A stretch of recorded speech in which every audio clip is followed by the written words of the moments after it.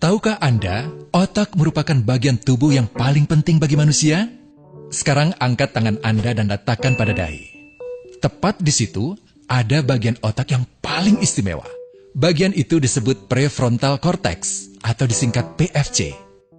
Menurut peneliti otak Jordan Grafman, PFC ini hanya ada pada otak manusia, sehingga membedakan kita dengan binatang. Bagian ini diciptakan dan dirancang khusus oleh Tuhan supaya manusia mampu memilih dan memiliki etika.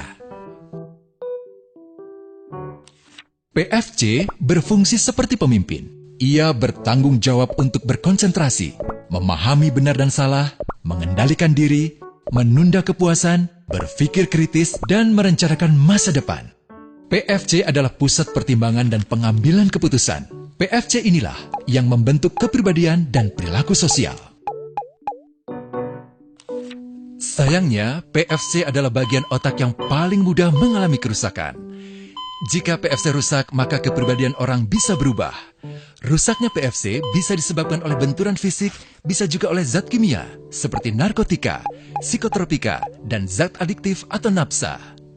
Dan ternyata penyebab paling merusak juga pornografi, yang disebut narkolema, narkotika lewat mata. Bagaimana pornografi mempengaruhi otak dan pikiran kita? Adi, remaja 12 tahun, melihat gambar di TV yang menjurus ke porno. Awalnya, ia merasa kaget dan jijik. Ini karena sistem limbik di otak Adi menjadi aktif. Sistem limbik mengatur emosi juga keinginan makan, minum, dan berhubungan seksual. Sistem limbik ini kemudian mengaktifkan zat kimia otak bernama dopamin. Dopamin memberi rasa senang, penasaran, sekaligus kecanduan.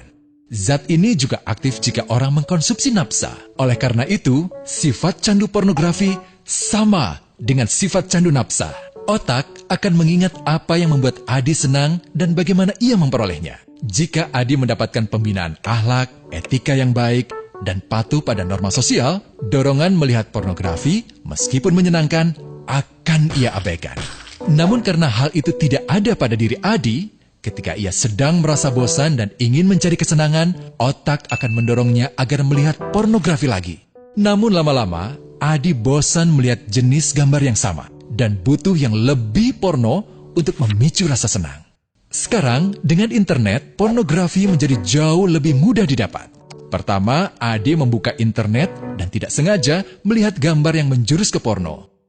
Berikutnya, ia sengaja membuka lagi untuk melihat yang lebih porno. Awalnya melihat yang sedikit terbuka, lama-lama semuanya terbuka. Awalnya melihat 1 menit, lama-lama 1 jam. Adi mengalami kecanduan pornografi. Bagaimana kerusakan PFC akibat kecanduan pornografi? Secara alamiah, dopamin dialirkan dari sistem limbik ke PFC. Orang yang kecanduan pornografi akan mengalirkan dopamin secara berlebihan sehingga membanjiri PFC. PFC menjadi tidak aktif karena terendam dopamin. Semakin sering PFC tidak aktif, ia akan semakin mengerut dan fungsinya terganggu. Sistem limbik justru akan berkembang semakin besar karena terus mengaktifkan dopamin, sehingga Adi cenderung untuk terus mencari kesenangan tanpa takut atas akibatnya. Jika tidak ditangani segera, Adi berpeluang besar menjadi pelanggan pornografi seumur hidup dan mengalami kerusakan otak di bagian PFC. Awalnya, ia akan kehilangan konsentrasi, penurunan kemampuan menimbang benar dan salah, serta berkurangnya kemampuan mengambil keputusan. Lama-lama, besar kemungkinan ia akan melakukan masturbasi, oral seks, hubungan seksual suka sama suka, dan mudah berganti-ganti pasangan seksual. Pernikahan dianggap tidak penting. Pasangan dianggap hanya sebagai objek seksual semata, cenderung merendahkan derajat dan kehormatan lawan jenis. Selera hubungan seksualnya pun tidak sehat dan seenaknya, kasar sampai tega memperkosa. Manusia jadi tidak ada bedanya dengan binatang. Inilah dampak yang terjadi akibat kerusakan PFC. Ahli bedah otak Donald Hilton Jr. mengatakan, jika difoto menggunakan alat magnetic resonance imaging, otak yang rusak akibat pornografi memperlihatkan hasil yang sama dengan otak yang rusak karena kecelakaan. Ia juga mengatakan, Berbeda dengan dampak nafsa yang merusak otak di 3 bagian, pecandu pornografi yang sudah melakukan hubungan seks dengan anak-anak mengalami kerusakan otak di 5 bagian. Terbukti, pornografi pada anak lebih bersifat merusak karena PFC belum matang dengan sempurna. Tapi untungnya, otak anak yang belum sempurna ini masih mudah dibentuk. Pengaruh pornografi bisa lebih mudah dihilangkan asal ada usaha untuk memulihkan dengan sabar, terutama oleh ayah ibu, keluarga, dan orang terdekat. Pelajari bagaimana mencegah dan menangani anak yang terkena pornografi.